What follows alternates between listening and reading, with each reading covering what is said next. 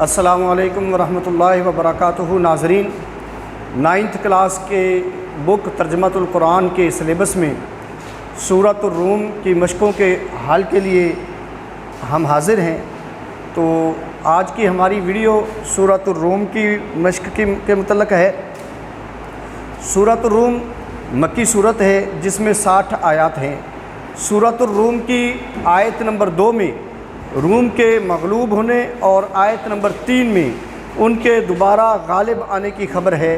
اس وجہ سے اس سورہ مبارکہ کا نام سورۃ الروم رکھا گیا ہے۔ سورۃ البقرہ کی طرح سورۃ الروم کا آغاز بھی حروف مقطعات میں سے الف لام میم سے ہوتا ہے۔ سورۃ الروم کی ابتدا میں اللہ تعالیٰ نے 2 پیشین گوئیاں فرمائی جو چند ہی سالوں میں پوری ہو گئیں، اور اس بات کی دلیل بنی کہ قرآن مجید اللہ تعالیٰ کا سچا کلام ہے۔ پہلی پیشین گوئی رومیوں کے دوبارہ غالب آنے کی تھی، جنہیں ایرانیوں نے ایک بڑی شکست دی تھی۔ رومی اہل کتاب مسیحی تھے اور مسلمانوں کو ان سے ہمدردی تھی، جبکہ ایرانی آتش پرست تھے، یعنی وہ آگ کی پوجا کرتے تھے۔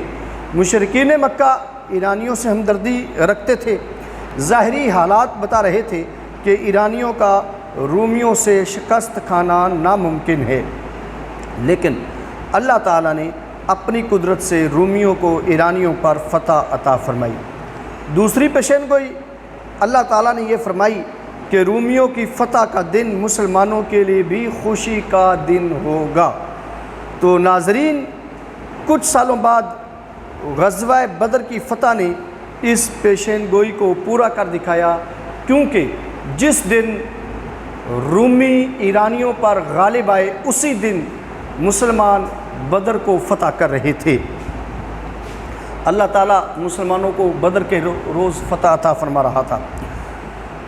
اس سورہ مبارکہ کا خلاصہ جو ہے وہ اسلام کی صداقت کا بیان اور انسانوں کی کردار سازی۔ اس کے مضامین میں سورۃ الروم کا آغاز اس پیشین گوئی سے ہوتا ہے جو ایک معجزہ ثابت ہوئی اور قرآن مجید کی صداقت کی دلیل بنی۔ اس پیشین گوئی کا پورا ہونا مسلمانوں کے لیے بہت خوشی اور حوصلہ افزائی کی بات تھی۔ سورۃ الروم میں قیامت اور توحید باری تعالیٰ کے دلائل دیے گئے ہیں، شرک کی مذمت کی گئی ہے، اللہ تعالیٰ اور بندوں کے حقوق بیان کیے گئے ہیں، انسانی زندگی کے مختلف مراحل اور اسلام کے دین فطرت ہونے کا تذکرہ کیا گیا ہے۔ سورت کے آخر میں نافرمانوں کی ہٹ دھرمی اور ان کے برے انجام کا ذکر کیا گیا ہے۔ ناظرین، اب چلتے ہیں علمی و عملی نکات کی طرف۔ تو سورۃ الروم کی آیت نمبر 4 سے 5 میں اللہ تبارک تعالیٰ نے فرمایا کہ فنا ہو جانے والی کائنات پر غور و فکر انسان کو آخرت کا یقین دلاتا ہے۔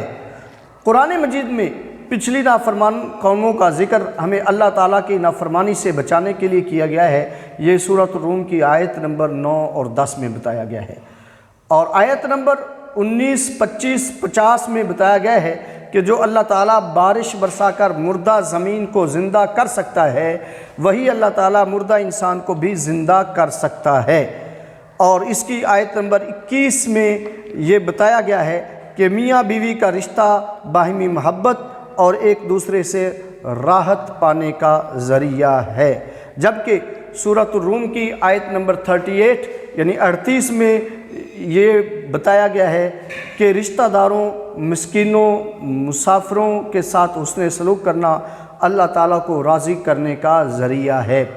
تو ناظرین، اللہ تعالیٰ کے نزدیک سود سے مال گھٹتا ہے اور زکوٰۃ سے مال بڑھتا ہے، سورۃ الروم کی آیت نمبر 39 کی تعلیمات میں ہے، جبکہ سورۃ الروم کی آیت نمبر 41 کی تعلیمات میں یہ ہے کہ خشکی و تری میں فساد کا بپا ہونا انسانوں کے برے اعمال کا نتیجہ ہے۔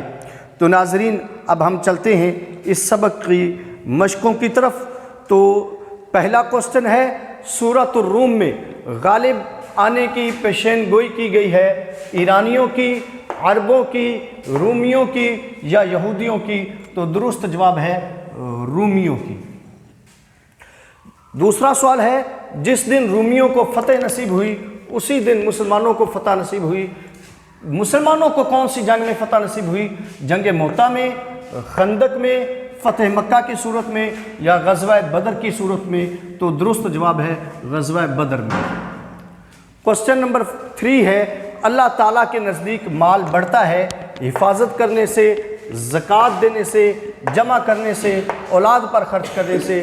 تو ناظرین اس کا درست جواب ہے زکوٰۃ دینے سے۔ کوسچن نمبر 4 ہے سورۃ الروم کا آغاز ہوتا ہے الحمد سے، حروف مقطعات سے، تسبیح سے، یا قل سے؟ تو اس کا درست جواب ہے حروف مقطعات سے۔ آخری کوسچن ہے قرآن مجید میں پچھلی نافرمان قوموں کا ذکر ہے تاریخی معلومات کے لیے، نافرمانی سے بچانے کے لیے، آثار قدیمہ کی پہچان کے لیے، یا تینوں کے لیے؟ تو درست جواب ہے نافرمانی سے بچانے کے لیے۔ ناظرین اس سورہ مبارکہ کی وجہ تسمیہ اس کو سورۃ الروم کیوں کہا جاتا ہے؟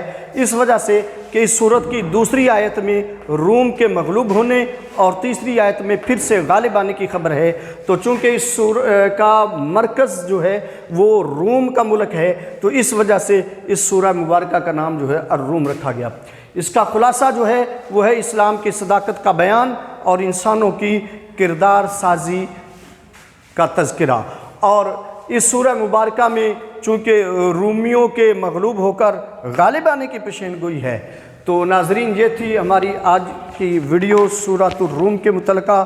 تو اگلی ویڈیو کے لیے ہمیں اجازت دیجیے، تب تک کے لیے اللہ حافظ، السلام علیکم ورحمۃ اللہ وبرکاتہ۔